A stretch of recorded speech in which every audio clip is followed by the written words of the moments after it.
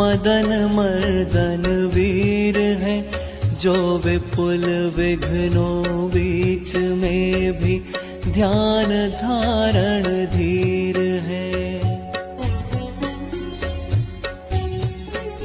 जो तरण तारण भव निवारण भव जलधि के तीर है, वे वंदनीय जिनेश तीर्थंकर स्वयं महावीर है।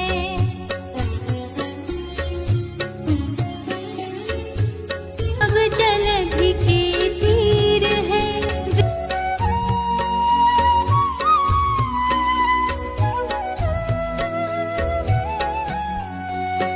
जो राग द्वेष विकार वर्जित लीन आत्म ध्यान में, जिनके विराट विशाल निर्मल अचल केवल ज्ञान में। युग पद विशद सकलाठ झलके ध्वनित हो व्याख्यान में, वे वर्धमान महान जिन विचरे हमारे ध्यान में।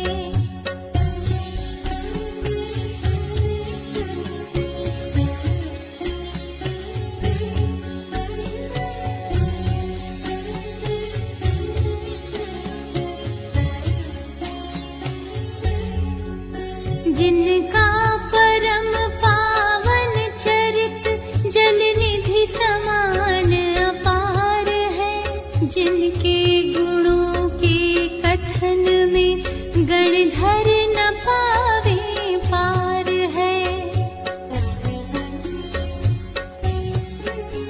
बस वीतराग विज्ञान ही जिनके कथन का सार है, उन सर्वदर्शी सन्मति को वंदना शत बार है।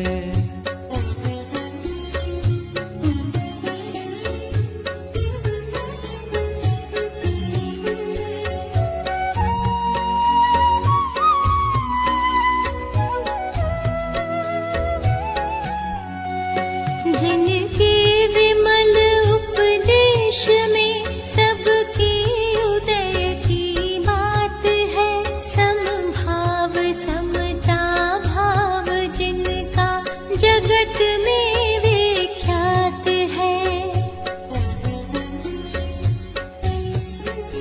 जिसने बताया जगत को प्रत्येक कण स्वाधीन है, करता न धरता कोई है, अणु अणु स्वयं में लीन है।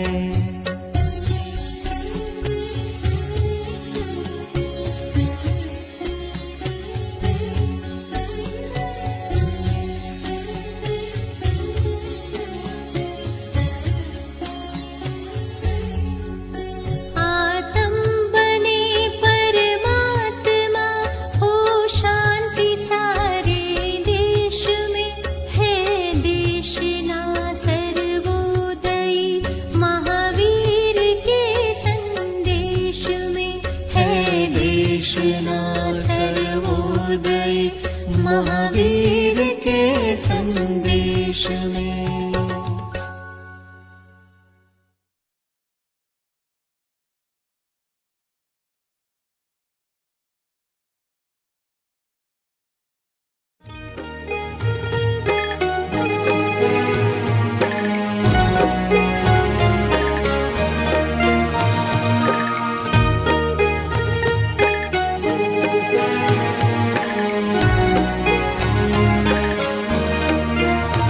शब्दवाद नय षट द्रव्य गुण पर्याय और प्रमाण का, जड़ कर्म चेतन बंध का, अरु कर्म के अवसान का, कह कर स्वरूप यथार्थ जग का, जो किया उपकार है उसके लिए जिन वाणी माँ को वंदना शत बार है। उसके लिए जिन वाणी माँ को वंदना शत बार है, वंदना शत बार है, वंदना शत बार है।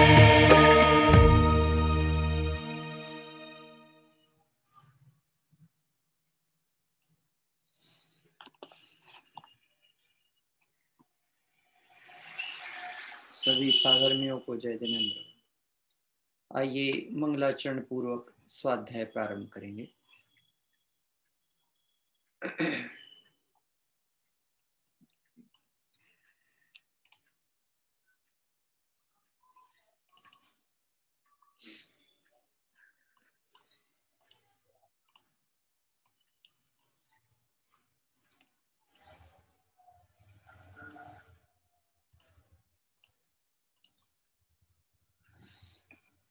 नमो अरिहंताणं नमो सिद्धाणं नमो आयर्याणं नमो वज्रायाणं नमो लोये सर्वसाहूढम्।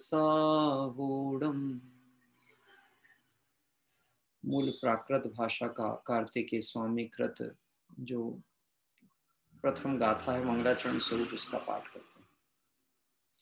तिहुवण तिलयं देवं वंदिता तिहुवणिंद परिपूज्यं वो क्षमणुपेहाओ भव्य जनानंद जननीयो।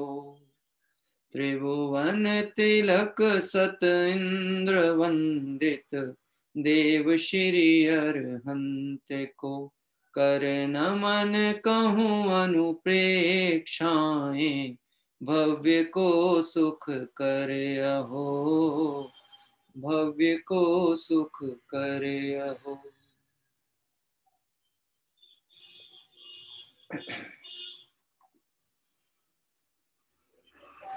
कार्तिकीय अनुप्रेक्षा इस ग्रंथ के अध्रुव अनुप्रेक्षा का विषय हमारा विगत दिवसों से प्रारंभ हुआ।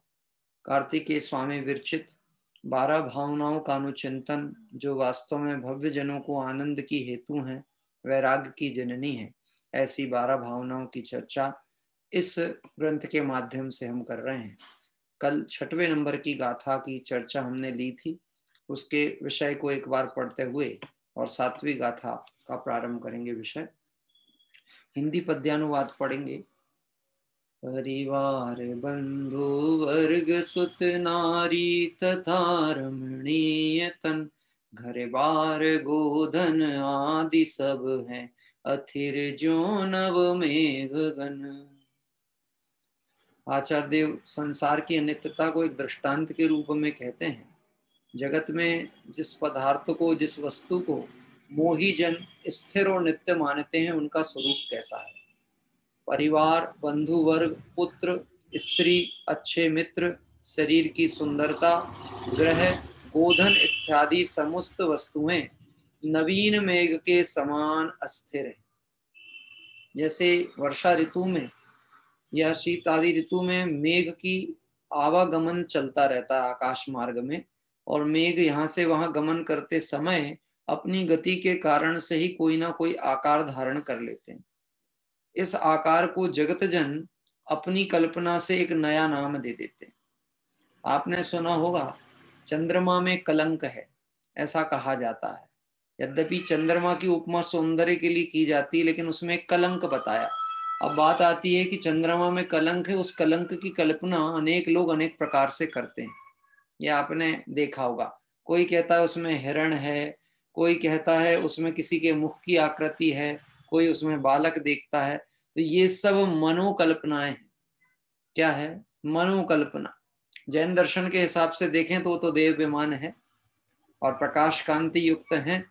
तो उस दृष्टिकोण से ये जो मनोकल्पना जगत में हो रही है कि उसमें किसी का मुख दिख रहा है। अभी बादलों की आड़ आ गई उसी समय, तो वह चंद्रमा में वह मुख की कांति विलीन हो गई। ऐसे ही जगत का जितना भी परिणमन है, जिसे जगत के पदार्थ जीव को, मोही जीव को नित्य भाषित होते हैं, वह सभी अनित्य स्वभावी हैं। ऐसी चर्चा एक दृष्टांत यानी मेघ के विलय को दिखाते हुए की गई। जैसे मेघ का उत्पन्न होना और नष्ट होना क्षणवर्ती है, ऐसे ही जगत के समस्त पदार्थों का स्वरूप कैसा है? द्रव्य स्वभाव से नित्य है, पर्याय की तरफ से अनित्य है। ये दृष्टांत इस बात को सिद्ध कर रहा है कि जिसको भी मैं नित्य मानता हूं, हाँ देखो कल बात की थी ना, मैं इन्हें नित्य मानता हूं और यह छोड़ मुझे चल देते हैं। हाँ, मैं एकाकी एकत्व लिए सभी आते, तन धन को साथी समझा था, पर ये भी छोड़ चले जाते। ये छोड़ चले जाते हैं। क्यों छोड़ चले जाते हैं? क्योंकि इनका स्वरूप नित्य है ही नहीं। प्रारंभिक गाथाओं से विषय को पुनः स्मरण करेंगे, वहां चर्चा आई है संयोग का दूसरा पक्ष नियम से वियोग है। क्या कह रहे हैं? संयम का दूसरा पक्ष क्या है? वियोग। इसलिए संयोग के काल में ही ज्ञानी जन उस पदार्थ को ज्ञान का गेय बना करके उसके वियोग के प्रसंग से घबराते नहीं। अज्ञानी में गलती क्या होती है? संयोग में अपना लाभ मान के आनंद मानता है, इसलिए वियोग में निश्चित ही हानि का दुख उसे उठाना ही पड़ेगा। एक दृष्टांत मैं पढ़ रहा था दृष्टांत मालिका में, उसमें एक चर्चा ऐसी आई थी। एक साधु था और वह साधु सदैव प्रसन्न है, सावधान है। तो किसी ने उससे पूछा, क्या आपको विषय भोग संबंधी विकल्प उत्पन्न नहीं होते? संसार में इतने अच्छे विषय सामग्रियां हैं, रोचक पदार्थ हैं, उनको देखकर आपको उनमें आसक्ति नहीं होती, उसे भोगने का परिणाम नहीं आता? तो उन्होंने उत्तर दिया, मैं इसका जवाब तुम्हें बाद में दूंगा, पर तुम्हें क्या पता है तुम्हारी आयु कितनी शेष है? क्या पूछा? आपकी आयु कितनी शेष है तुम्हें पता है? तो बोले नहीं, आप ज्ञानी पुरुष हो, आप बताओ। नहीं, वैसे मैं तुमसे कहना नहीं चाहता था, मैं किसी को दुखी नहीं करना चाहता था, पर तुमने चर्चा की है इसलिए मेरा मन में आया कि मैं तुम्हें सावधान करूं, तुम्हारी आयु मात्र 7 दिन शेष है। जैसे ही उसने ये बात कहा कि 7 दिन शेष है और ये विरक्त था, ज्ञानी था, तो उसकी बात उसे सच प्रतीत हुई। अब जैसे ही सुनता है, घर जाकर के पलंग में बीमार होके पड़ गया और एक एक दिन घटते घटते उसके अंदर का कोई भी विषय के प्रति आसक्ति का परिणाम ही उसको नहीं आ रहा। यहां तक कि भोजन पानी छूट गया है। कोई अच्छा वस्त्र दिखाए तो वस्त्र में रुचि नहीं है, किसी से कुछ बोले चाले नहीं। 6 दिन बीत गए। घर परिवार वालों को जब ये पता चला कि इनकी मृत्यु निकट आ गई तो सब रोने लगे। 7वां दिन आ गया, जिस दिन डिक्लेयर्ड थी मृत्यु है, इतने में वह साधु पुनः आया कि क्या बात है, घर में दुख क्यों चल रहा है, कोलाहल क्यों है, इतना हल्ला क्यों है? कि बोले आपने ही तो बताया था कि इनकी आयु 7 दिन शेष है। तो उन्होंने कहा, जब मैंने तुम्हें कहा कि 7 दिन शेष है तो अच्छा आनंद से जीवन बिताना चाहिए था ना, जो भी विषय भोगने थे, जो भी इच्छाएं थी उसे पूरी करनी थी। कि साहब जब मृत्यु सामने दिखती है तो कैसे विषय भोग रुचिकर लग सकते हैं? तो वो बोले, बस मुझे भी संसार की अनित्यता ऐसी भासित होती है कि जो अनित्य है मैं उसे कैसे भोगूं और इसके भोगने से मुझे सुख कैसे मिल सकता है?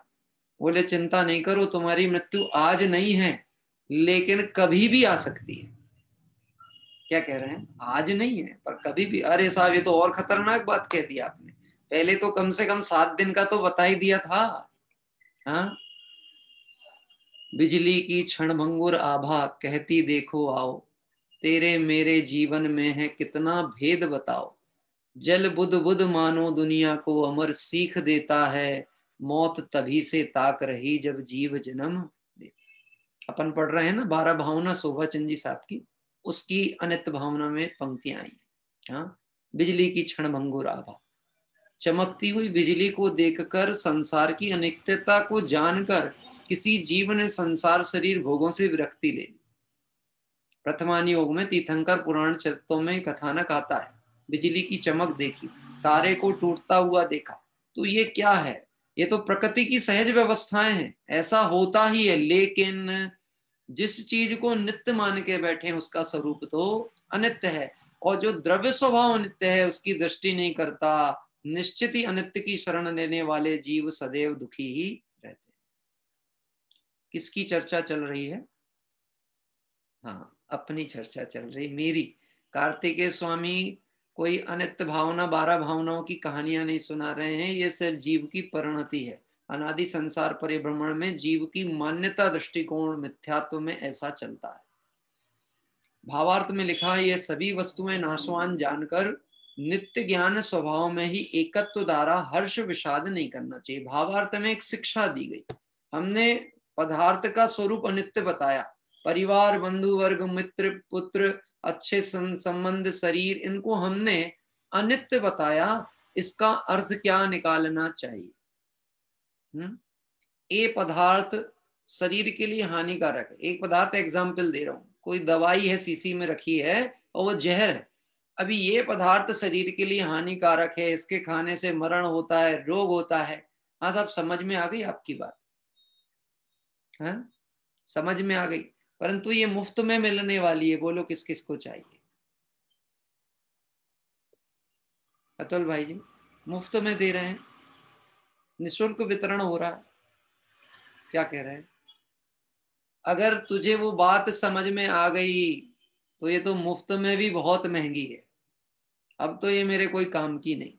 ऐसे यहाँ कह रहे हैं, अनित्यता का स्वरूप व्याख्यान करते करते वहां पर मूल भाव का अर्थ ये बताया, ये सब वस्तुएं नाशवान है ऐसा जानकर इनमें नित्यपने की कल्पना को छोड़ देना और नित्य ज्ञान स्वभाव में ही एकत्व करना, हर्ष विषाद करना योग्य नहीं है। इस तरह यहाँ 6वीं गाथा पूर्ण हुई थी। आइए अब 7वीं गाथा का विषय लेकर के आगे चलेंगे। अब इंद्रिय विषयों की क्षणिकता बतलाते हैं। देखिए, क्रम क्रम से जगत में मिथ्या दृष्टि अज्ञानी जीव जिन जिन पदार्थों को नित्य मान के उसे रखना चाहते हैं, उसकी संभाल करके अपने में आनंद अनुभव करते हैं, उन सब से उनका स्वरूप बताकर विरक्त करने का प्रयास यहाँ से किया जा रहा है। गाथा पाठ करते हैं, 7वें नंबर की गाथा। सुरधणु तड़ेव चवला इंद्रिय विषया सुभिच्चव गाया दिठ्ठपणट्ठा सवे तुरय गया रहबरा दिया। इंद्रिय विषय सेवक सभी गजरंत तुरंगादिक अहो सुरधनु तथा बिजली समान दिखाई देकर नष्ट हो। मुझे ऐसा लगता है शायद अपन ने कल ये 7वीं गाथा पाठ भी किया था। कोई बात नहीं, अनुप्रेक्षा चल रहा है, एक बार पुनः शीघ्रता से उस विषय पे विचार करते हुए आगे बढ़ते हैं। इंद्रियों के विषय अच्छे सेवकों का समूह या यानी और तुर गया रहवरा दिया, घोड़े, हाथी, रथ आदि सब वे अर्थात वह सब परिग्रह सामग्रियां जो जीव को इष्ट प्रतीत होती हैं, यह सब ही इंद्रधनुष तथा बिजली के समान चंचल हैं, दिखाई देकर नष्ट हो जाने वाले। देखिए, यहाँ पे वह उदाहरण प्रयोग किए गए हैं जो परिग्रह की दृष्टिकोण से पहले गिने जाते थे। घोड़े हैं, हाथी है, रथ है, महल है, मकान है, भूमि है, ये सब कैसी है? ये इंद्रधनुष के समान चंचल। मैं एक प्रश्न पूछता हूँ, अच्छी महंगी कार खरीदी, मुझे तो खैर पता भी नहीं कौन सी होगी, लेकिन ऐसा सुनते हैं कि ऑडी ऐसा कुछ नाम होता है ना। तो मान लो ऑडी कार है और 50 लाख रुपए की कार हो या 1 करोड़ की कार हो, इस कार में सुरक्षा संसाधन कितने होते हैं? जो उसमें बैठा है उसकी सुरक्षा के लिए सावधानी से उसको तैयार किया जाता है कि नहीं, मजबूत होती कि नहीं। और दूसरा, इसी दृष्टांत को अपडेट कर लें, जो भारत के राष्ट्रपति हैं या प्रधानमंत्री, इनकी जो कार होती है वो स्पेशल होती है कि नहीं होती? होती है। अच्छा, भारत के राष्ट्रपति की तो अमेरिका के राष्ट्रपति की उससे भी ज्यादा। पर मैंने ऐसा सुना एक बार में यूट्यूब में, मैं कोई अमेरिका के प्रधानमंत्रियों का कुछ एक आर्टिकल कोई बता रहा था, उसमें ये बताया कि अब तक के जो अमेरिका के राष्ट्रपति हुए, प्रधानमंत्री नहीं, राष्ट्रपति, उन राष्ट्रपतियों में से 3 से 4 राष्ट्रपति की हत्या ऑन द वे हुई। कहाँ हुई? ऑन द वे, मतलब जब वह शहर में निकले थे अपने वाहन से, अपनी गाड़ियों से या किसी काफिले में, उस समय उनको शूट किया गया। अब उनके पास सुरक्षा व्यवस्था थी कि नहीं? सुरक्षा साधन थे कि नहीं? कि सब कुछ थे, लेकिन वह सुरक्षित रहे कि नहीं रहे। मैं आपसे प्रश्न पूछता हूँ, गाड़ियों में मैंने देखा है एयर बैग लगे रहते हैं अपनी सुरक्षा के, एक्सीडेंट हो तो एयर बैग खुल जाते हैं, ऐसा ही सुना ना, ऐसा ही होता ना, एयर बैग एक्सीडेंट हो तो खुलते हैं कार के अंदर। अतुल भाई खबर नहीं है आपको? हाँ, अच्छा, आपके भाग्य में नहीं है? अरे वाह, अच्छी बात है, क्योंकि उसको कहते ही हैं जो गड़ी रहे सो उसको कहते गाड़ी। क्या कह रहे हैं? तो वो उसमें ऐसे रहते हैं सुरक्षा के साधन कि वह सुरक्षा साधनों से हमें ऐसा प्रतीत होता है दुर्घटना होगी तो मैं बच जाऊंगा। लेकिन क्या कभी आपने सुना है कि एक्सीडेंट के समय ही उसका सेंसर काम करना बंद कर गया, जिस सेंसर के द्वारा उसको खुलना था वो बंद हो गया? अब बोलो दोष किसको देना? कंपनी को देना, सर्विस वाले को देना, जिसने इंस्टॉल किया था उसको देना, कि ये समझना कि ऐसा परिणमन होना था, ये अनित्यता है, इस पे भरोसा करना भरोसे के लायक नहीं। जितने संसाधन, क्या कह रहे, जितने भी संसाधन है आप लगा के देख लो, कोई भी संसाधन मौके पे काम नहीं आते।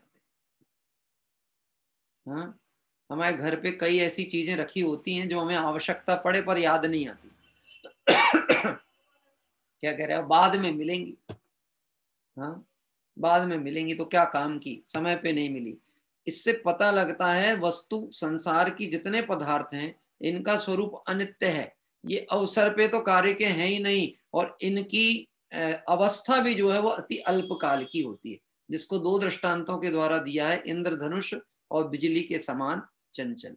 भावार्थ, यह प्राणी श्रेष्ठ इंद्रियों के विषय। अब श्रेष्ठ इंद्रियों के विषय, इंद्रियों में भी भेद डाला गया। संगी पंचेंद्रिय जीव के इंद्रियां तो हैं 5, लेकिन उस इंद्रियों के विषय में भी अंतर है। यानी कैसा अंतर है कि स्पर्शन इंद्रिय के जो 8 विषय हैं, रसना के विषय हैं, चक्षु के हैं, घ्राण के हैं, ये सब जीवों को उनके उदय अनुसार मिलते हैं, अच्छे भी मिलते हैं और हीन भी मिलते हैं। क्या मैं आपसे प्रश्न पूछता हूं, किसी किसी के घर में रोटी तो हो लेकिन घी नहीं हो, और किसी के घर में रोटी भी हो और घी भी हो लेकिन खाने के लिए सामर्थ्य नहीं हो, ऐसा भी तो हो सकता है हा? कि रोटी भी है और घी भी है, लेकिन डॉक्टर ने कह दिया है देखना भी नहीं, उस तरफ देखना भी नहीं। क्यों नहीं देखना? कि आपके स्वास्थ्य के लिए खतरनाक है। अब वह जो इंद्रिय विषय भोग मिले हैं वो हमारे आनंद के हेतु हैं कि नहीं, वो हमारे कुछ काम के हैं कि नहीं? गरीब के पास भोजन नहीं है और अमीर के पास में खाने के लिए मनाही है। मेरे पिताजी बताते थे, हम जब कीनिया में थे, नैरोबी में, तो वहां ऐसे बहुत संपन्न श्रेष्ठी लोग रहते थे जो बाजरा की रोटी और छाछ खा के अपना काम चलाते थे। बाजरा की रोटी और छाछ, जबकि भारत में कहा जाए अभी तो नहीं है इतना प्रचलित, नहीं तो बाजरा सबसे गरीब व्यक्ति खाता था। क्या कह रहे हैं? और छाछ किसको कहते हैं? जिसमें से सारा माल निकाल लिया जाए, जिसमें स्निग्धता का नाम गुण भी नहीं हो, जो मुफ्त के भाव जाए, ऐसी चीज करोड़पति सेवन करता। अब आप बताओ, उसके पास इंद्रियां तो हैं, श्रेष्ठ इंद्रिय के विषय तो हैं, लेकिन भोगने की सामर्थ्य नहीं है। तो बोलो वो पदार्थ है कि नहीं है? हो करके भी नहीं। क्या कह रहे हैं? हो करके भी नहीं। ऐसा कितना जीव का परिणाम आकुलित व्याकुलित होता, आप कल्पना करके देखो। 4 जगह मकान लेके रखे, 10-25-50 लाख बाजार में लोगों को ब्याज पे देके रखे, इधर देके रखे, अब कोई ने दबा ली रकम, या किसी ने मकान पे प्लॉट पे कब्जा कर लिया। हम सिर्फ स्वामी पने से ये मान के बैठे ये मेरा है, पूरी जिंदगी कोर्ट कचहरी में निकल जाए और भोगने में ना आए। तो बोलो वो जो विषय भोग साधन था वो मेरे काम का आया कि नहीं आया? हाँ, ये नहीं आया। आचार्य देव कह रहे हैं यहाँ अनित्य का संबंध ये समझना चाहिए, जो वस्तु तेरे कार्य में आ ही नहीं रही है और जिसका तुझे कोई लाभ ही नहीं है, उसकी प्राप्ति होना या नहीं होना सब बराबर। क्या कह रहे हैं? तो ये प्राणियों के श्रेष्ठ इंद्रियों के विषय, अच्छे नौकर, घोड़े, हाथी, रथादिक की प्राप्ति से सुख मानता है, तो ये सब क्षण विनश्वर हैं। इसलिए निज आत्मा से ही उत्पन्न अतीन्द्रिय अविनाशी सुख को प्राप्त करने का उपाय करना ही योग्य है। अंतिम शिक्षा हर भावार्थ में डाली गई। करना क्या, क्या करना, कि यदि इन्हें विनश्वर बताया गया है तो तुम उसकी दृष्टि करना, उसका लक्ष्य करना जो शाश्वत और ध्रुव हो। क्या कह रहे हैं? देखो, अधिक कथन नास्ति परक है। ये ऐसे हैं, ये ऐसे हैं, ये ऐसे हैं। इसका क्या मतलब है? ये मेरे काम के नहीं है, ये मेरे हितकर नहीं है, इनसे मुझे लाभ नहीं है, ऐसा समझकर जहां लाभ हो उस और अपनी दृष्टि कर लेना चाहिए। अब आज से जो गाथा आगे चलनी है उस पे आते हैं। अब बंधुजनों का संयोग कैसा है सो दृष्टांत पूर्वक कहते हैं। पंथे पहिय जणाणम जह संजो हवे खण मित्तम बंधु जणाणम जतहा संजो हो अदुद्धो होई। जो मार्ग में मिलते पथिक जन मात्र क्षण भर को अहो त्यों बंधु जन का मिलन भी अस्थिर सदा यह जान लो, अस्थिर सदा यह जान लो। अन्वयार्थ से पहले मूल गाथा का अर्थ देखते हैं। अन्वयार्थ, जह यानी जैसे, पंथे यानी मार्ग में, पहिए जनाणम पथिक जनों का संयोग क्षणमित्तम क्षण मात्र हवई होता है, तहा वैसा ही संसार में बंधु जनाणम बंधुजनों का संयोग अधुओ अस्थिर होई यानी होता है। आपको ध्यान आता होगा मंगत राय जी ने ये शब्द लेकर ही भारा भावना में पंक्तियां प्रयोग हुई। जो मेले में पंथी जन मिल नेह धरे फिरते जो तरवर पर रेन बसेरा पंछिया करते कोई कोश दो कोश कोई फिर उड़ थक थक हारे जाए अकेला हंस संग में कोई ना पर मारे। आपको एक बात समझ में आएगी, विद्वानों की बात आगम से मेल कैसे खाती है कि उन्होंने मूल आचार्यों के भाव को ही पद्य रूप में प्ररूपित किया। पूरी छहढाला आप देखेंगे तो दौलत राम जी के एक एक पद्य छहढाला का मूल आचार्यों के आधार पर लिखा है। मूल गाथाएं, एक कार्तिक अनुप्रेक्षा की अनेक गाथाएं हैं। जब प्रसंग आएगा, जब गाथा संकेत में आएगी तो मैं उस और भी आपका ध्यान आकर्षित करूंगा। ये गाथा छहढाला में ऐसी लिखी। क्या इस गाथा का हिंदी पद्यानुवाद छहढाला है। अभी यहां विचार करना, दृष्टांत दिया, जो मेले में पंथी जन मिले, या राह पे जाते हुए पथिक जन मिल जाते हैं। मिले आपको कभी पथिक? ऐसा भी नई बात क्या है, अरे ढेर मिलते हैं और मिलते ही छूट भी जाते हैं। हम गाड़ी में बैठ करके जा रहे हैं, अपने लक्ष्य की तरफ चलते हुए जा रहे हैं, तो कितने ही लोग क्रॉस हो रहे हैं कि नहीं हो रहा है? किसी किसी से आपकी जय जिनेंद्र नमस्कार भी होती होगी कि नहीं होती होगी? हाँ, होती कि नहीं होती? पता है, हम जिनसे कई दिनों तक नमस्कार जय जिनेंद्र कर रहे हैं, रोज मॉर्निंग वॉक पे घूमते जा रहे हैं, अचानक वो कुछ दिन बाद दिखना बंद हो जाते हैं। पर हमारा उनसे विशेष परिचय नहीं, इसलिए हमें पता नहीं क्या हुआ। क्या कह रहे हैं? क्या हुआ? अब ऐसा संसार स्वरूप को बता रहे हैं कि जो परिवार का संबंध बना है वो पथिक जनों जैसा है। आते जाते रास्ते में मिल गए, 4 गति 84 लाख योनि में परिभ्रमण करते हुए किसी का किसी के साथ संयोग बना। कितने देर का बना? कितने ही जीव तो गर्भ में ही मरण को प्राप्त हो जाते हैं। और बात कहें, सील मंजूषा एक पुस्तक है, बहुत अच्छी पुस्तक, संग्रह पुस्तक है। उस पुस्तक में ऐसा लिखा है, गर्भाधान प्रक्रिया में ही जिन जीवों का घात होता है वह भी मनुष्य पर्याय संबंधी बंध तो कर लेते हैं, पर आयु नहीं होती उनके पास। इतनी अल्प आयु रहती है कि मनुष्य पर्याय में आए तो हैं, आने के योग्य परिणाम तो बना था, पर आयुष्य इतना अल्प था कि जन्म ही नहीं हो पाया और मरण को प्राप्त हो गया। क्या किसी ने जन्म ले भी लिया, गर्भ में आ भी गया, तो अल्प काल में गर्भ में ही मरण हो जाता है। माँ का भी मरण हो गया, पुत्र का भी मरण हो गया, जन्म भी ले लिया तो विकलांग आदि हो गया, अशक्त हो गया, जन्म के बाद मरण हो गया। हाँ, क्या कह रहे हैं? ऐसी स्थिति इस संसार की। तो यहाँ कह रहे पथिक जनों का मिलना जैसा है संसार संयोग। बनारसी दास जी के 9 बालक हुए। कितने हैं? 3 विवाह और 9 बालक, और एक भी नहीं बचा। क्या कह रहे हैं? पर ज्ञानी की परिणति देखो कैसी होती है, एक तत्व दृष्टि से विचार। अभी स्वच्छंदता की बात नहीं करना, लोग बड़े गजब गजब के लोग होते हैं।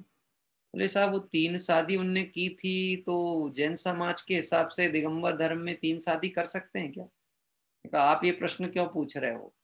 नहीं नहीं, मैं तो जस्ट एक अपने जानकारी की दृष्टि से पूछ रहा हूँ कि तुम तो अभी उनकी दृष्टि को देखो, उस समय क्या परिस्थितियां थी, कैसी उनकी व्यवस्थाएं थी, क्या थी, उसका विचार नहीं करो, उनकी तत्व दृष्टि का विचार करो।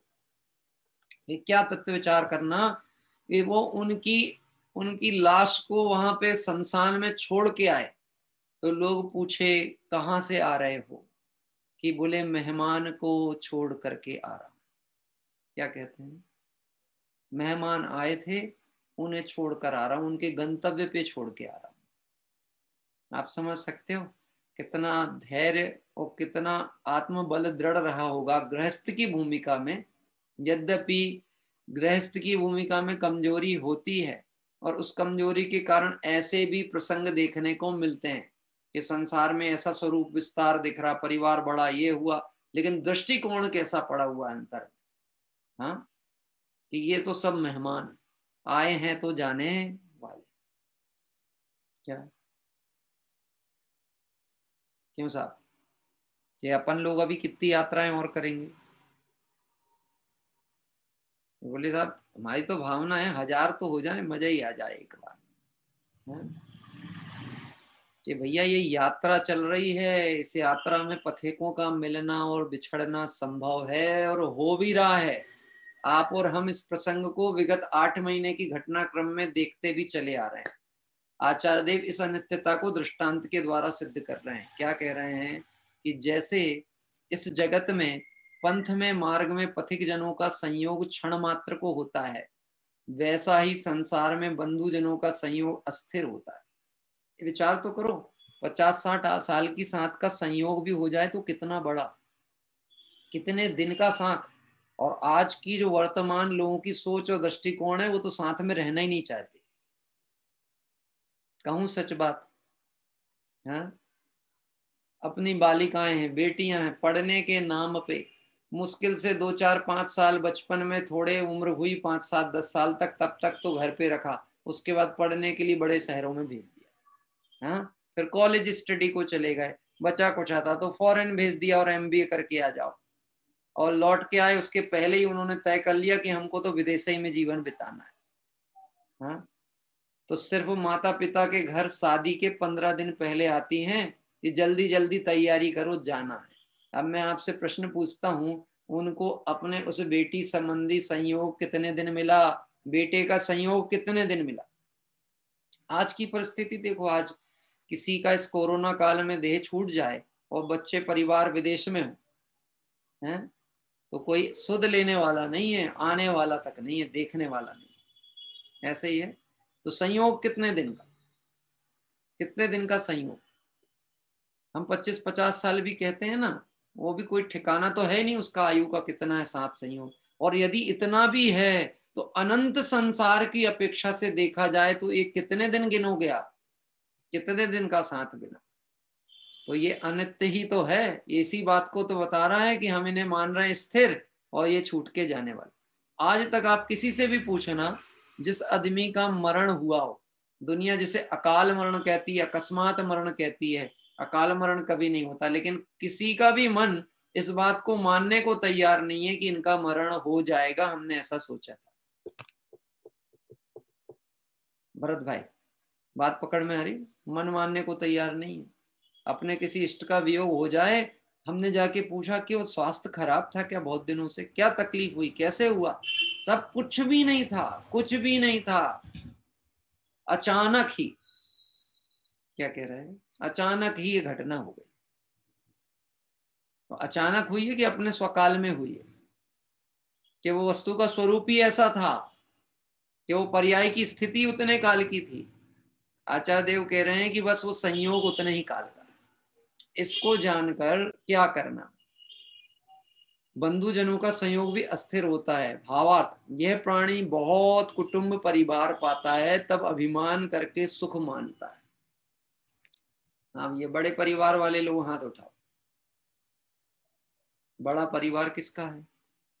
4, 6, 8 भाई हों, 2, 4 बहनें हों, मतलब पूरे इकट्ठे हुए एक दिन कभी कोई कार्यक्रम विशेष में, तो बारात लगाने की जरूरत ही ना हो, सवरे इतने इकट्ठे हो जाएं घर में। एक बार ऐसी चर्चा चल रही थी हमारे यहाँ। हमारे पप्पा जी ने हाथ खड़े किए, सिंगई जी साहब, बहुत बड़ा परिवार। तो हमारे यहाँ ऐसी चर्चा चली, नीलेश जी, हाँ, इनका तो परिवार हमने परिचित थे ही। प्रातःकालीन तीर्थ वंदना के समय में जिस दिन परिवार जुड़ा था इनका, तो 2-3 मिनट तो नाम उच्चारण में ही चले गए थे, इतना सारा लंबे लंबे नाम, इधर का उधर का, इधर का उधर का। यहाँ कह रहे हैं ये सारा जो घर परिवार है, इस बात को सुनकर विचार करके हमको ऐसा लगता है कि नहीं लगता, ये जो बड़ा परिवार है ये मेरा परिवार है कि ये मेहमान है, अतिथि हैं? हाँ, ये रास्ते में मिलने वाले पथिक हैं कि ये मेरा परिवार है? देखो, कोई किसी गति से आया, कोई किसी गति से आया, मैं किसी गति से आया, अपने परिणाम अनुसार है, अपनी परिणाम अनुसार जाने वाले हैं, और समय सबका अलग अलग है। ये देखो कितने नए नए रहस्य खुल रहे हैं। संतोष जी बता रहे बारात ले जाएं तो हमारे परिवार से 4 बसें भर जाएं। क्या कह रहे? हाँ, अब बोलो, अभिमान की बात है कि नहीं? इतना बड़ा परिवार है साहब। हाँ, मैं आपसे एक बात कहता हूं, जब देह छोड़कर ये जीव इस परिवार को छोड़ करके जाएगा तो कौन साथ जाएगा?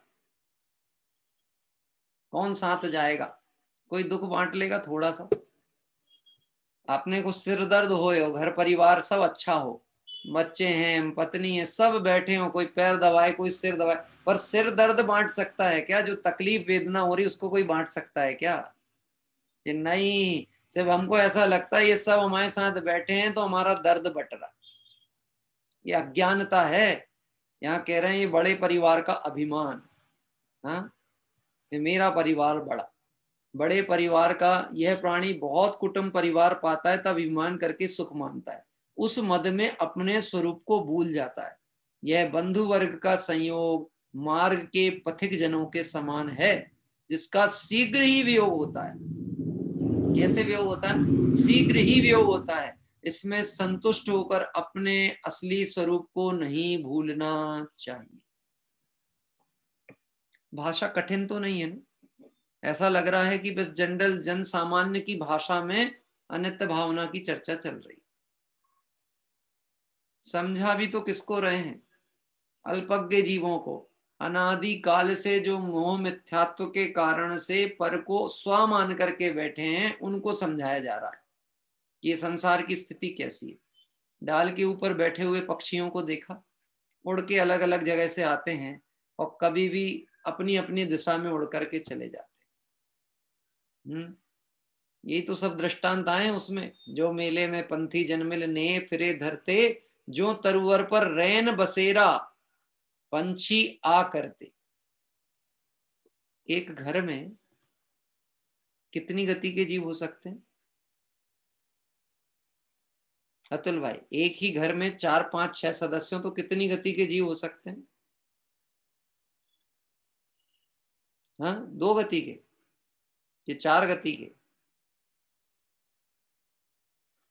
अरे बोलो, घबराते क्यों? हम ये थोड़ी ना आइडेंटिफिकेशन कराने कह रहे हैं कि इनके ऊपर बैच लगाओ, ये कौन सी गति से आए, ये कौन सी, ये थोड़ी ना पूछ रहे हैं। ये चारों गति का जीव हो सकता है, किसी भी गति से आया हुआ हो सकता है, और एक परिवार में इकट्ठे हो जाते हैं। ऐसा ही तो होता है, तब तो तालमेल बैठाने में बड़ी कठिनाई भी होती है कई बार। हाँ, कोई तो बहुत शांत प्रकृति का हो और कोई बहुत उग्र स्वभावी हो, कि माँ बड़े प्रेम से भोजन परसे और लड़के को उत्ते में भी गुस्सा आ जाए, ये क्या बना दिया, इसमें तो मिर्ची डली च नहीं है। हाँ? ऐसा रूखा सूखा खाना होता है क्या? इसलिए तो हम होटल में जाके खाते हैं। वहां जाओ तो तुम धर्म बताते हो कि होटल का मत खाया करो, और घर में ढंग का बनता नहीं है। ये सब मैं आंखों देखी घटनाएं बोलता रहता हूं। क्या कह रहे हैं? फिर लोग कहते हैं देखो साहब, आज के बच्चों को जरा भी इज्जत करना नहीं आता, माता पिता का सम्मान करना नहीं आता, कि तुमने उन्हें समय पर सत्संस्कार दिए ही नहीं। अगर संस्कार दिए होते, ये विषय भोग की लालसा में नहीं दौड़ लगाई होती, तो निश्चित ही आपको ऐसे कटु वचन सुनने को नहीं मिलते। लेकिन ये हमारा असंयम की अनुमोदना का दंड है, जो हमें भोगना ही पड़ेगा। हमने असंयम की अनुमोदना की थी, उनके विकार की अनुमोदना की थी, उनके प्रमाद की अनुमोदना की थी, उसका दंड हमको अपशब्दों और कटु वचनों से सुनना ही पड़ेगा। अब एक तरीका है कि क्या है कि अब इसको उदय प्रमाण जानकर परिणामों को शांत रखो। स्वयं किए जो कर्म शुभाशुभ फल निश्चय ही वे देते। एक परिवार में अनेक अनेक गति के लोग आए हैं, अब कोई पुत्र ही अपना शत्रु बन जाए तो ये अपने ही कर्म का उदय, कोई दूसरा नहीं। हाँ, शैणिक के घर में कुणिक का जन्म होना, ये शैणिक के ही कर्म का उदय था, इसमें कुणिक का कोई दोष नहीं था। प्रमोद भाई, बात ख्याल में पड़ती है? हाँ, सरल बात है, कठिन है? तीर्थ यात्रा करके आए आप, 2-3 जगह गए थे, चित्र देखा मैंने। हाँ, लौट के कहाँ आना पड़ा? अपने ही घर। यात्रा करने का भाव तो आया, लेकिन यात्रा के बाद में आनंद तो अपने ही घर में है। आचार्य देव कह रहे हैं, ये जो तू जिसे परिवार मानता है, ये तेरा परिवार नहीं। और मालूम दौलत राम जी ने क्या लिखा? हम इसको मानते हैं कि हमारे कुछ काम आएंगे। धन समाज गजबाज राज कछु काज ना आवे, कुछ काज नहीं आते, कोई काम के नहीं। ज्ञान आपनो रूप रहे थिर अचल रहावे। ज्ञान स्वभाव ही अपना काम का है, बाकी धन समाज गजबाज राज कोई काम नहीं आता। उदय है तो उदय अनुसार व्यवस्थाएं बनती और बिगड़ती हुई दिखती हैं। देखिए, इसमें संतुष्ट होकर अपने असली स्वरूप को नहीं भूलना, क्योंकि संसार की ये सभी सामग्री वियोग रूप ही है। अब देह संयोग को अस्थिर दिखाते हैं। अनित्य भावना की विषय चल रहा है आगे की तरफ, क्रम क्रम से निकटवर्तिता की तरफ आ रहे हैं। अब शरीर की बात करेंगे, ये शरीर कैसा है। आई लालियो विदेहो रहाणम सुयेन्धिम विविहम भक्षेहम क्षणमित्तेण विहड्डे जल भरियो आम घट्टो वा। यह तन सजाया स्नान कर अरुविधि गंधित द्रव्य से, आहार से पोषित किया कच्चे घड़े व्रत नष्ट हो। देहो, यह देह म्याणम सुयन देहिम, स्नान और सुगंधित पदार्थों से सजाया हुआ भी, तथा विविहम भक्केहिम, अनेक प्रकार के भोजनादि भक्ष पदार्थों से आहिलालियो भी अत्यंत लालन पालन किया गया हो, तो भी जल भरियो, जल से भरे हुए, आम घड़ो व कच्चे घड़े की तरह, क्षण मित्तेण भी, क्षण मात्र में ही नष्ट हो जाता है। क्या कह रहे हैं? और भावार्थ देखो कितना छोटा सा लिखा। ऐसे शरीर में स्थिर बुद्धि करना बड़ी भूल है, जिसका स्वरूप अभी यहाँ बता रहे हैं। मेरे को एक समस्या है बहुत दिनों से, समाधान आपसे चाहता हूँ। मेरी याददाश्त बड़ी कमजोर होने लगी आजकल। क्या है? भूल जाता हूँ। तो कोई उपाय है प्रमोद जी? कोई उपाय है? याददाश्त जरा स्थिर रहे। अभी तो युवावस्था के दौर से आगे बढ़ना चालू हुए हैं, तो कम से कम अभी तो याददाश्त ठीक होनी चाहिए, पर याददाश्त कमजोर होने लगी, भूल जाता हूँ। अब उसको मजाक में नहीं समझना, मैं सच बात कह रहा हूँ। कोई उपाय है कि हाँ पंडित जी, एक काम करो, आप सुबह 4 बादाम भिगो करके खाना चालू करो और 1 अखरोट, क्या कह रहे हैं? पर नियम से खाना, आप निश्चित ही आपकी बुद्धि तीक्ष्ण हो जाएगी। हमारे प्रमोद जी तो होलसेलर हैं ड्राई फ्रूट्स के, हाँ, होलसेलर है ड्राई फ्रूट्स के। अब मैं आपसे पूछता हूँ, आपके पास तो भंडार भरे पड़े हुए हैं, आप तो 4 की जगह 8 भी खाओगे तो कोई कमी नहीं है। ऐसे में आपकी बुद्धि और आपका क्षेपसम और आपकी ये स्मृति ज्ञान है वो स्थिर रहेगा कि नहीं रहेगा? लेकिन जगत जनों को ऐसा लगता है इस पदार्थ के प्रयोग से ऐसा हो जाएगा, मैं इसको ऐसा कर लूंगा। हाँ, मल मल कर खूब नहा कर के तन के मल का विक्षेप किया, अब आत्म के उपचार हेतु तुमको चंदन सम है पाया। पवैया जी साहब की पूजन। मल मल के खूब नहा करके, कितनी देर लगती नहाने में? अच्छा, कितना पानी लगता है नहाने में? कोई तो 2-4 मग में भी नहा लेता है और किसी को 2 बाल्टी भी कम पड़ता है। मालूम है, ये सब इंद्रिय विषयों की आसक्ति के कारण से उस विषय में आनंद मानता है।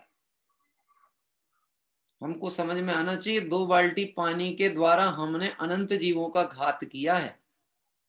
क्योंकि ये देह को सुसज्जित करने का भाव रहता है ना, कि मैं इसको जितना अच्छे साबुन लगाऊंगा, जितना मलूंगा, जितना इसकी देखरेख करूंगा, ये उतना अच्छा रहेगा।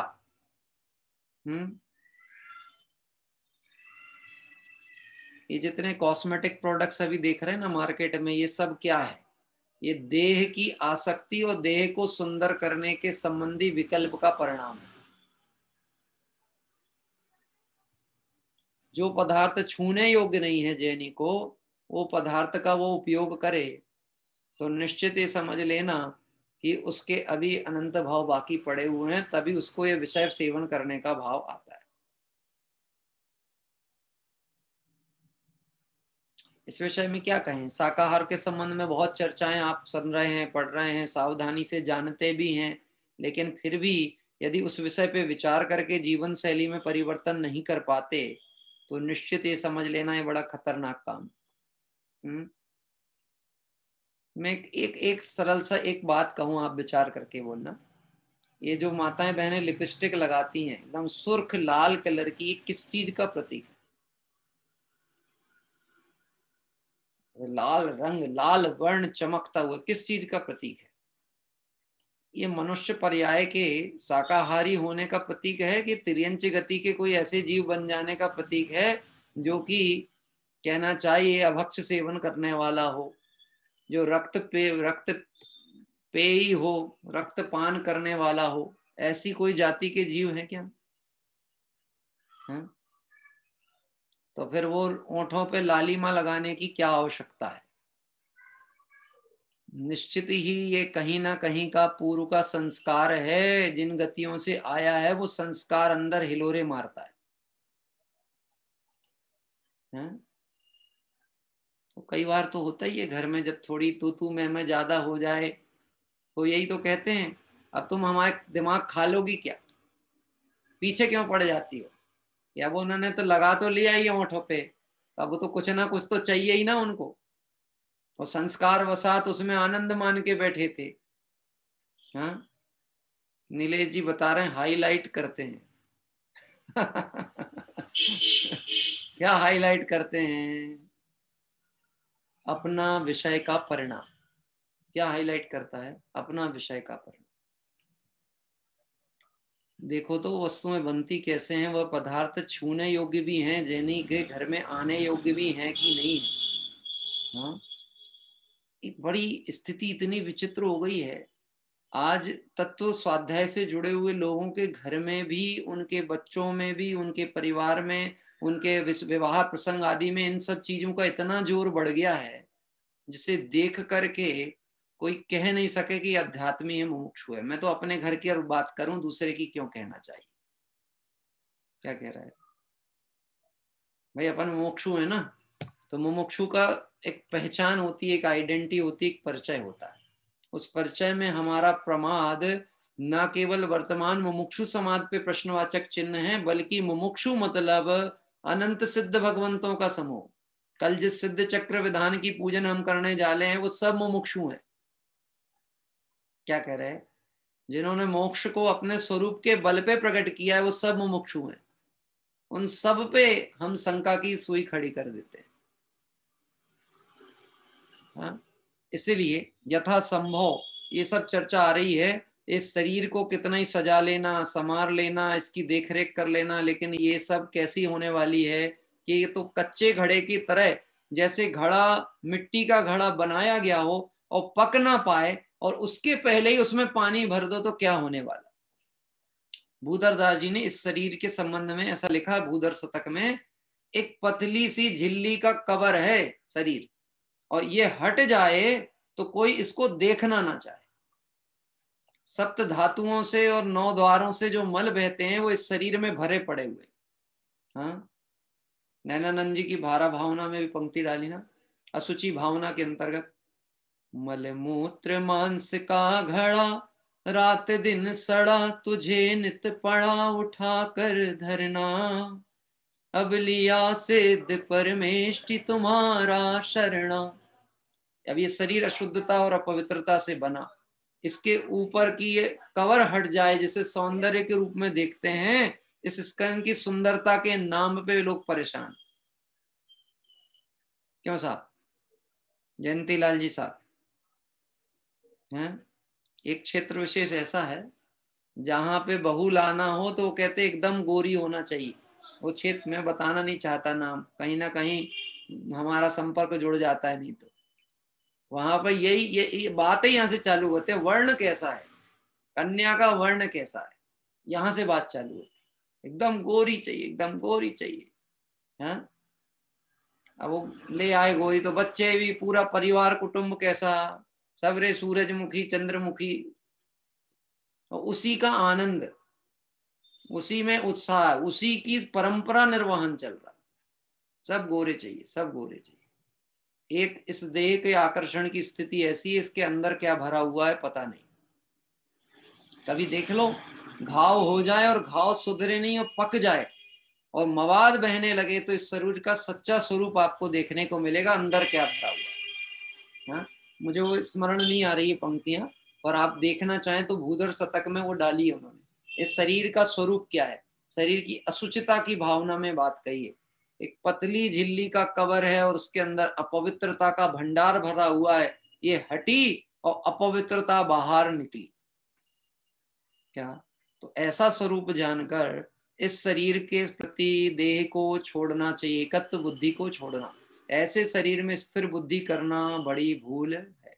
अब एक और गाथा आज लेकर के विराम लेंगे, 10वीं गाथा। अभी हमारे पास में लगभग 7 मिनट का समय है।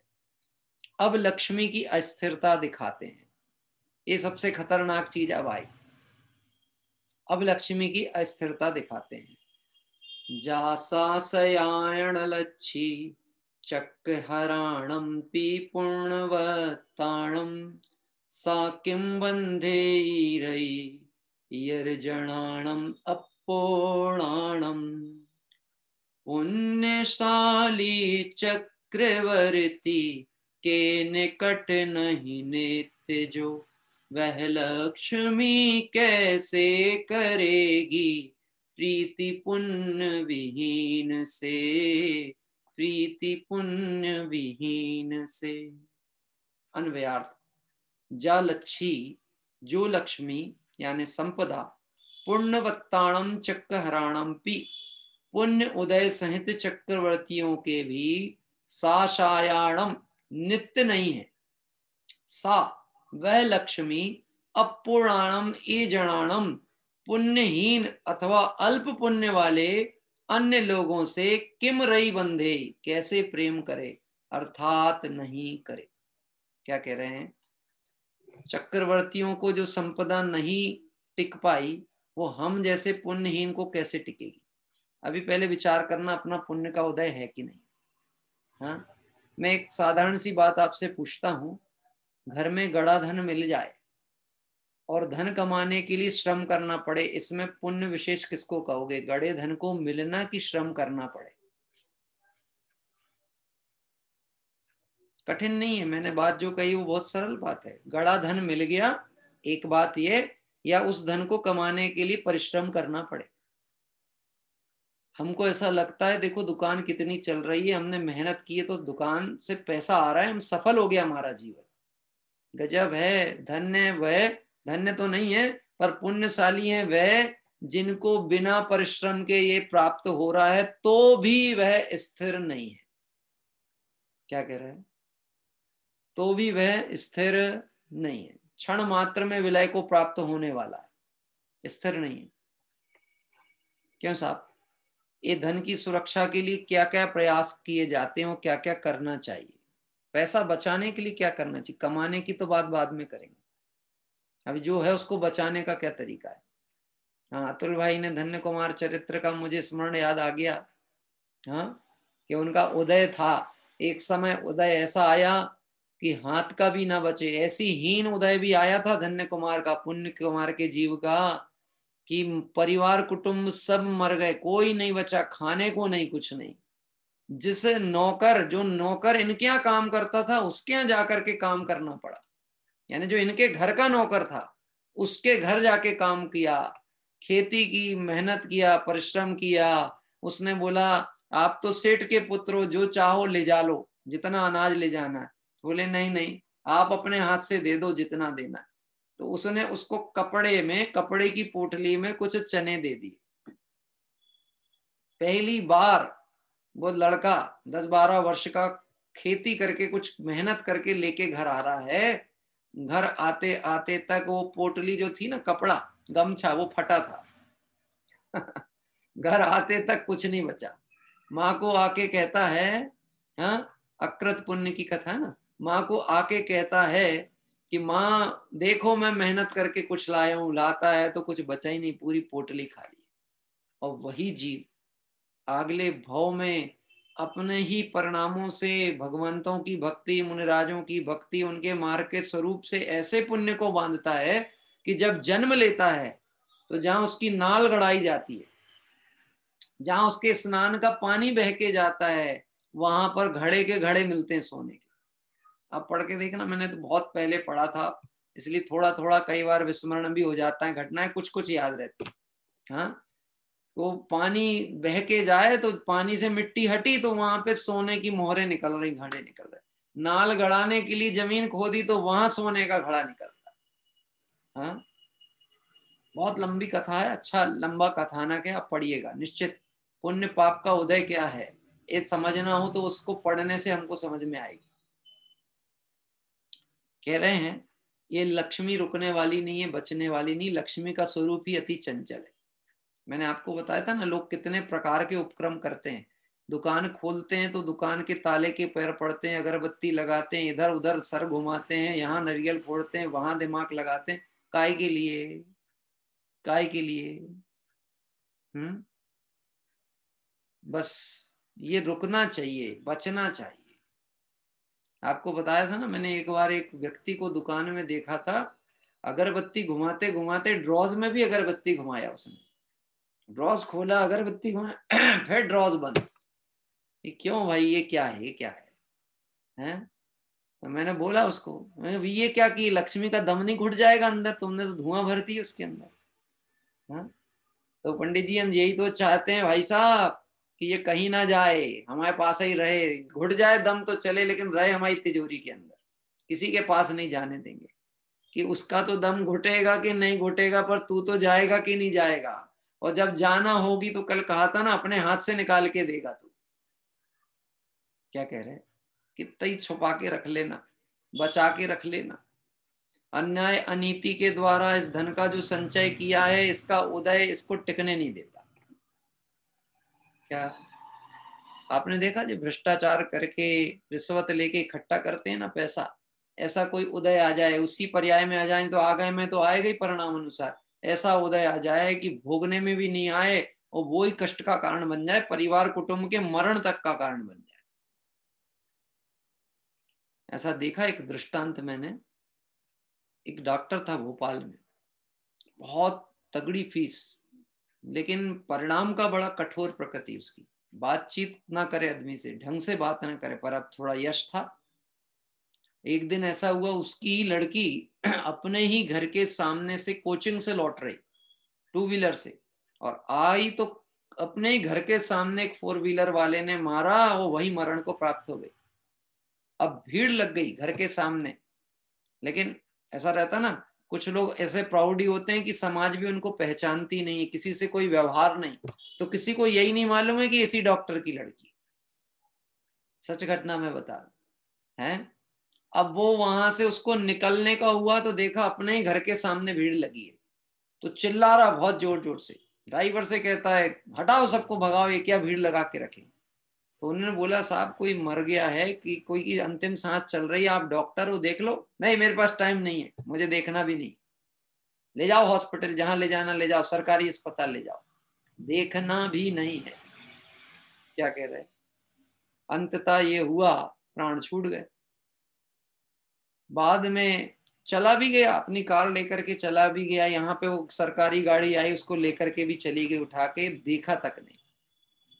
अब उसके बाद में जब दिन भर पता चला बेटी क्यों नहीं आई, बेटी क्यों नहीं आई, पता किया, लौट के आया घर व्याकुलता व्याकुलता के साथ, तो 2 व्हीलर पड़ी थी वहां पर, वो गाड़ी पड़ी थी क्षतिग्रस्त, उस पे ध्यान गया तो लगा अरे ये तो मेरी बेटी की गाड़ी है, मेरी गाड़ी है। क्या कह रहे हैं। अब बोलो, मैं आपसे कहता हूं कितना खर्च कर ले, कितना लगा दे कि उसके प्राण बच जाएं, अब बचे कहाँ, वो तो चले गए। हाँ, क्या कह रहे हैं, ये कुछ काम आने वाली नहीं। इसका स्वरूप जानकर क्या करना चाहिए, यहाँ कह रहे हैं अपने त्रैकालिक पूर्ण ज्ञानानंदमय आत्म लक्ष्मी को भूल जाना ही बड़ा दुख है। अतः इस लक्ष्मी पर अभिमान कर ये प्राणी प्रेम करता है, सो यह प्रेम का परिणाम वृथा है, झूठा है। यह अनित्यता में नित्य की खोज है, जहाँ सुख नहीं है उसमें ही जीवन लगाता है। विचार करके देखना, ये जो धन के प्रति आसक्ति का परिणाम है, इसमें मान कषाय का पोषण इतना तीव्र है कि इस मान कषाय के कारण ये मनुष्य पर्याय की स्थिति ऐसी है, यदि ये चाहता तो इसी पर्याय से मोक्ष को प्राप्त करने के लिए योग्य पुरुषार्थ कर सकता था, परंतु धन के अभिमान में, परिग्रह के अभिमान में सारा जीवन इस जीव का वहां चला जाता। इस तरह से अनित्य भावना की चर्चा में क्रम क्रम से आचार्य देव अनेक उदाहरणों के द्वारा हम और आप जैसे जीवों को वस्तु स्वरूप का परिचय करा के सावधान होने की प्रेरणा देते हैं। आगामी गाथाओं की चर्चा हम बाद में अब करेंगे अगली कक्षा में अपने। कल प्रातः काल से आप सभी को जानकारी भी है, हमारा त्रिकालवर्ती सिद्ध चक्र विधान कल प्रारंभ होगा। 7:20 से समय रखा है। प्रारंभिक प्रथम दिवस है, इसलिए समय अवधि ऐसी रखी है, कुछ थोड़ा बहुत आगे पीछे होगा तो एक आध दिन में एडजस्ट हो जाएगा, नहीं तो 7:20 से समय है। लगभग 8:30 8:40 तक के आसपास वह पूर्णपन करेंगे। प्रतिदिन एक एक पूजन लेंगे, सिद्ध चक्र विधान संबंधित विषय जो कि उस पूजा में है, और इस सिद्ध चक्र का और अष्टानी का महापर्व का महात्म क्या है, इसकी भी विशेष चर्चा उसी पूजन के साथ क्रम में अब समय अनुसार प्रसंग अनुसार करेंगे। आइए आज की भक्ति क्रम की ओर चलते हैं। हमारे ग्वालियर से शिल्पा बहन जो हैं, उनके परिवार से उनके द्वारा भक्ति पाठ यहाँ पे लिया जा रहा है। जय जिनेंद्र। हाँ जी, जय जिनेंद्र। प्रारंभ करेंगे। भैया मैं बड़े पंडित जी की समता सोडसी ले रही हूँ। हाँ जी, अच्छा है जी, आवाज आ रही भैया अच्छे से? हाँ आ रही है, क्लियर आ रही है आवाज, आती है। अच्छा ठीक है।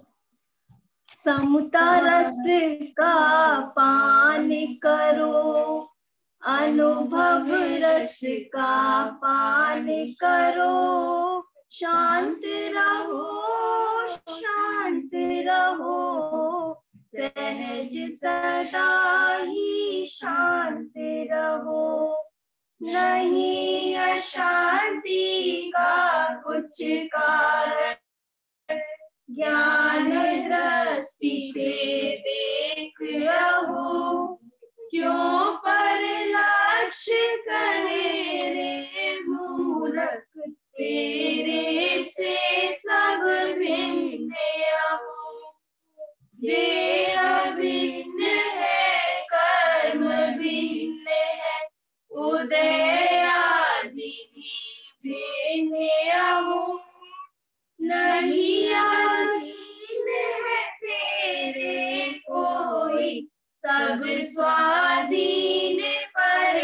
अमित हो, पर नहीं तुझसे कहता कुछ भी, सुख दुख का कारण नहीं हो।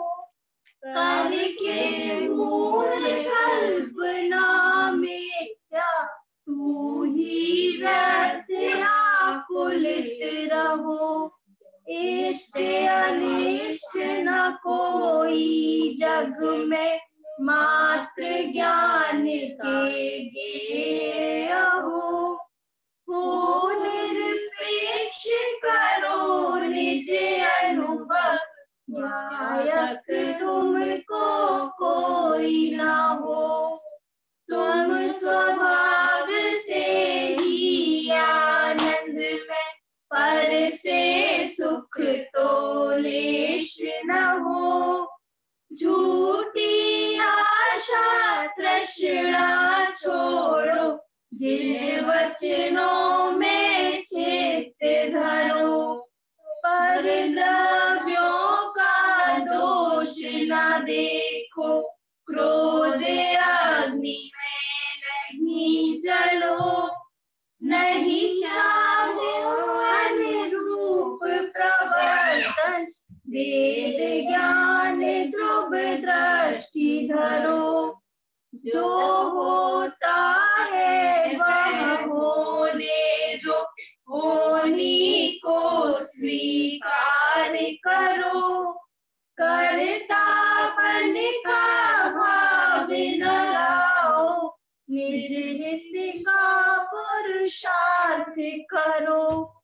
दया करो पहले अपने पर, आराधन से नहीं चिढ़ो। कुछ विकल्प यदि आवे तो भी, संबोधन समतामय हो।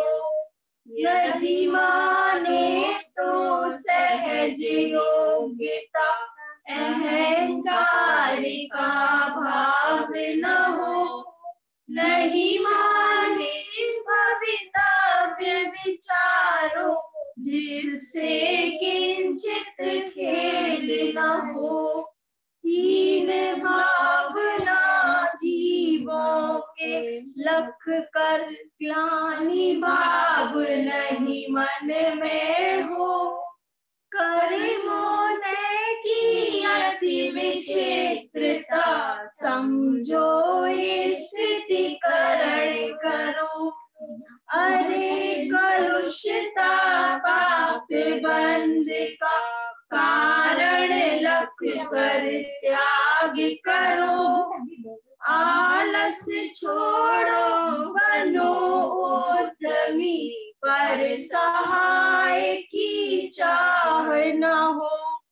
पापोदय में चाह व्यर्थ है, नहीं चाहने पर भी हो। पुण्योदय में चाह व्यर्थ है, सहज फले मन वांछित हो। अंतर्ध्यान कर बीज दुख के, बोना तो अविवेक हो। धर्म ध्यान में चित्त लगाओ, होए निर्जरा बंद न हो। करो नहीं कल्पना असंभव, अब यथार्थ स्वीकार करो।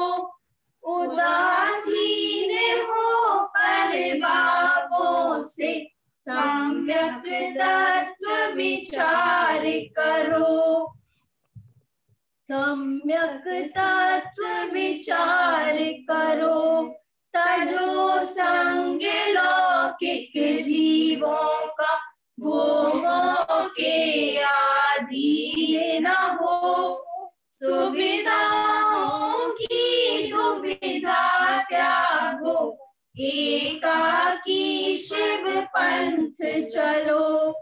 अति दुर्लभ अवसर पाया है, जग प्रपंच में नहीं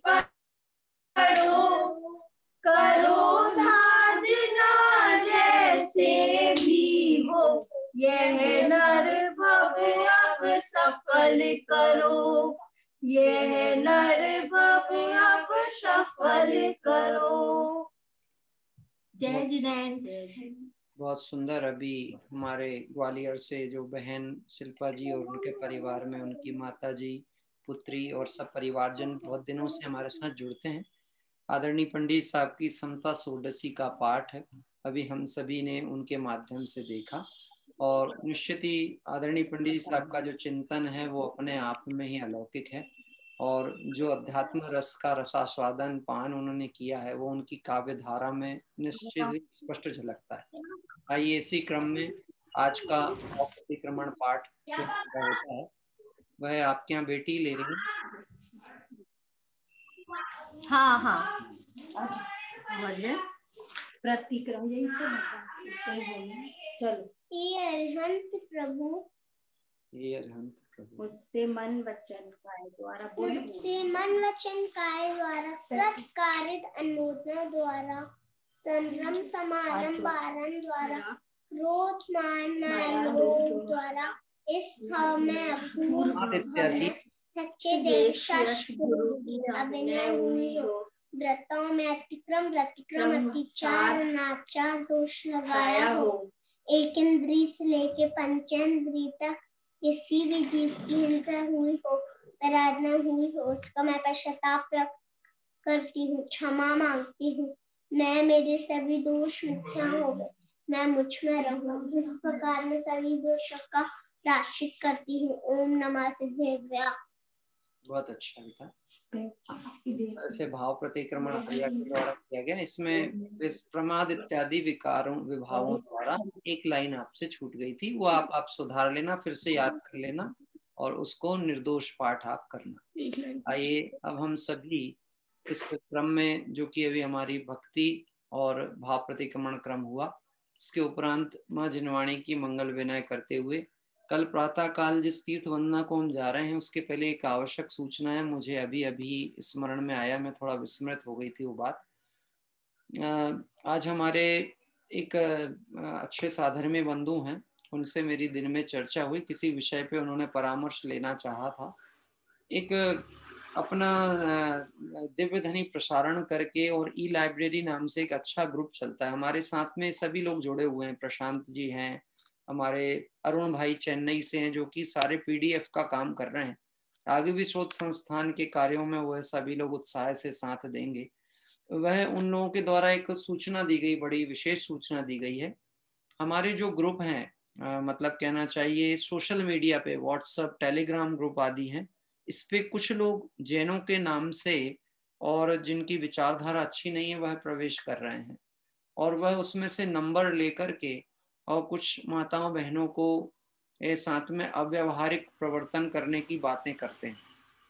अभी अपने स्वाध्याय प्रेमी ग्रुप की घटना नहीं है, लेकिन अपने से जुड़े हुए किसी ग्रुप की घटना है और ये कल की ही घटना है। तो उनकी सूचना आई थी इस विषय पे, उन्होंने विचार मंत्रणा की कि क्या करना चाहिए। तो मैं सबसे पहले तो अपनी सावधानी अपने हाथ में सुरक्षा कहलाती है, उसके लिए मैं आपसे एक बात अवश्य कहना चाहता हूँ।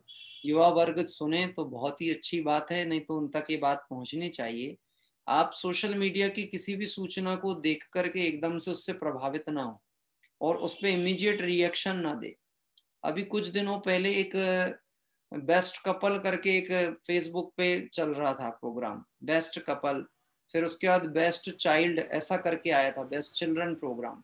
उसके माध्यम से हम उत्साह में ये देखते नहीं कि ये प्रोग्राम आयोजित किसने किया है, किसकी प्लानिंग है, और हम अपने बच्चों की फोटो या अपने पति पत्नी की पारिवारिक फोटो उस पर पोस्ट कर देते हैं। ऐसी गलतियां बहुत खतरनाक हैं अपने जीवन के लिए, शील संयम आराधना के लिए भी, परिवार के लिए भी बहुत खतरनाक चीज है। मैं आपको एक छोटी सी बात बताना चाहता हूँ। एक व्यक्ति ने अपनी बच्ची का पोस्ट एक डाला फेसबुक के ऊपर, first day of my child in school, और उसकी फोटो उन्होंने पोस्ट की। तब तक उस बच्ची का आईडी कार्ड नहीं बन पाया था स्कूल का, नहीं तो छोटे बच्चों को पेरेंट्स या आईडी कार्ड होल्डर को ही सौंपा जाता है, लेकिन उस दिन तक वो उनके हाथ में नहीं था और उसने पहले ही दिन की फोटो उस बच्ची की पोस्ट कर दी। कोई स्कूल पहुंचा और उसने ये बोला कि मैं इस बच्ची का रिलेटिव हूँ, और उसने वो फोटो फेसबुक से डाउनलोड की अपने मोबाइल पे। तो उन्होंने बोले नहीं, हम अभी एकदम से नहीं दे सकते हैं, आप कुछ आइडेंटिटी दिखाइए, तो बोले कि देखिए मेरे मोबाइल में बच्ची की फोटो है, मैं इसका चाचा हूँ।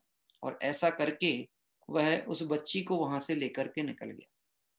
और बाद में जब तहकीकात हुई तो पता चला कि वो जो फर्स्ट फोटो उसके फादर ने इस उत्सुकता में डाल दी थी कि आज कुछ नया अचीवमेंट है, वो उसके जीवन की ऐसी घटना बन गई जिसे वो जीवन भर नहीं भूल सकता।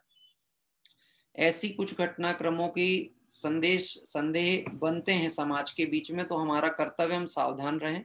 किसी के साथ भी सोशल मीडिया पे, खासकर माताएं बहनें, फोन पे बात नहीं करें। कोई अनजान व्यक्ति है, वो चाहे महिला के रूप में भी आपसे बात करे, आपकी कोई पर्सनल जानकारी ले। मुझे आज ये विषय पे चूंकि बात आई, भाई साहब सुमत जी तक भी ये बात मैंने प्रेषित की है, उनसे भी बातचीत की, और भी जगह मैंने बात की। तो इस तरह की, चूंकि हम सावधानी ही सबसे बड़ी हमारी सुरक्षा है।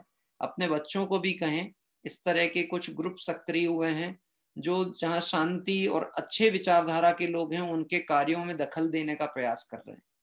और ऐसे लोगों से हमें सावधान रहना ही हमारा प्रथम कर्तव्य है। मैंने उन्हें प्रेरित किया है, वह अपने ग्रुपों में एक मैसेज आपको प्रेषित करेंगे। यदि आप उस ग्रुपों में जुड़े हुए हैं तो एक फॉर्म आपको पहुंचेगा, उस फॉर्म में आप अपना नाम, अपनी जानकारी, आपका नंबर और आपका आधार कार्ड पोस्ट करिएगा, ताकि यदि वह ऑथेंटिक होगा तभी आपको उस ग्रुप में रखा जाएगा। चाहे वह धार्मिक ही ग्रुप क्यों ना हो, पर ऑथेंटिक होगा तो रखा जाएगा, और जहां जरा भी शंका होगी हम उसे ग्रुप से आउट कर देंगे।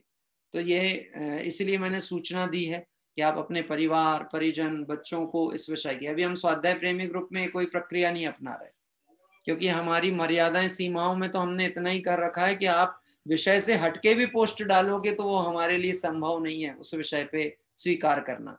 तो वो तो इतने से ही समझ में आ जाता है कि रस कैसा है, रुचि कैसी है। तो उसकी तो सावधानी, लेकिन आप सावधान रहें सोशल मीडिया के प्रति।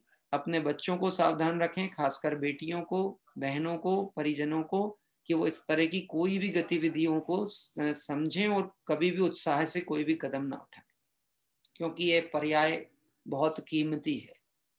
ये द्रव्य स्वभाव की कीमत की तो बात चलती है, पर ये हमारी वर्तमान पर्याय भी बहुत कीमती है, क्योंकि इस पर्याय से हमें अनंत भवों का सुधार करना है, भव का अभाव करना है। इसलिए जीवन में ऐसा कोई दोष, कलंक ना लग जाए, या कोई ऐसी त्रुटि ना हो जाए कि पर्याय हाथ से चली जाए। इस सावधानी के लिए ये बात आज मंत्रणा हुई। अनेक ग्रुपों के लिए भी मैंने और भी जगह ये मैसेजेस तैयार करके हम भेज रहे हैं, और उसकी जानकारी प्रेषित करेंगे। आप अपने अपने घर में इस विषय पे चर्चा करें, बच्चों को समझाएं, प्रेरित करें, और उनको सावधानी पूर्वक अपनी मोक्ष मार्ग में बढ़ने की भावना को फलीभूत करने की प्रेरित करें। आइए जिनवाणी स्तुति का संक्षिप्त पाठ करके विराम करते हैं। शादवाद नए सट द्रव्य गुण पर्याय और प्रमाण का, जड़ कर्म चेतन बंध का, अरु कर्म के अवसान का, कह कर स्वरूप यथार्थ जग का, जो किया उपकार है, उसके लिए जिन वाणी माँ को वंदना सतबार है, वंदना सतबार है। नमो अरिहंताणम, नमो सिद्धाणम, नमो आयरियाणम, नमो उवच्छायाणम, नमो लोए सब साहूणम, नमो अरिहंताणम, नमो सिद्धाणम, नमो आयरियाणम, नमो उवच्छायाणम, नमो लोए सब साहूणम, नमो अरिहंताणम, नमो सिद्धाणम, नमो आयरियाणम, नमो उवच्छायाणम, नमो लोए सब साहूणम। जय बोली द्वादशांग में जनवाणी माता की जय हो। देवशास्त्र गुरु भगवान की जय हो। अनंत अनंत सिद्ध परमेष्टि भगवंतों की जय हो। वीतरागी जैन शासन की जय हो।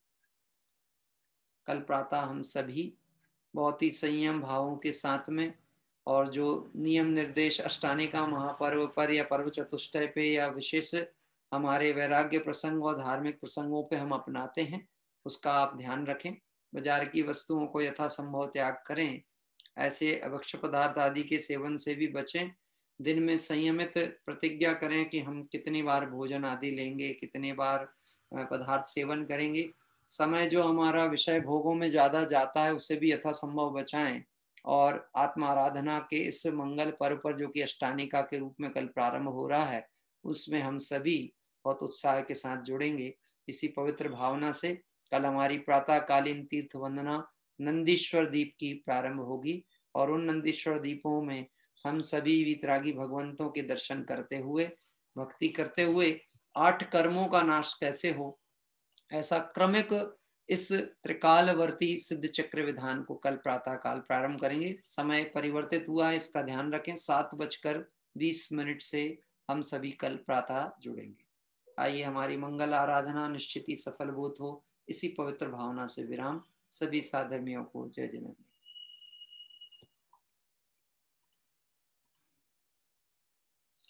आप सभी को जो मैंने मैसेजेस सेंड किए हैं, सिद्ध चक्र विधान का एक लीफलेट और एक मैसेज, आप अपने परिवार कुटुंबजनों में अभी भी शेयर करना चाहें तो करें और उन्हें प्रेरित करें। 1 घंटे करीब का ही अपना ये विधान पूजन रहेगा, अधिक समय नहीं है, तो आप बाकी का समय समायोजित करके और उसका लाभ लेने का प्रयास करें।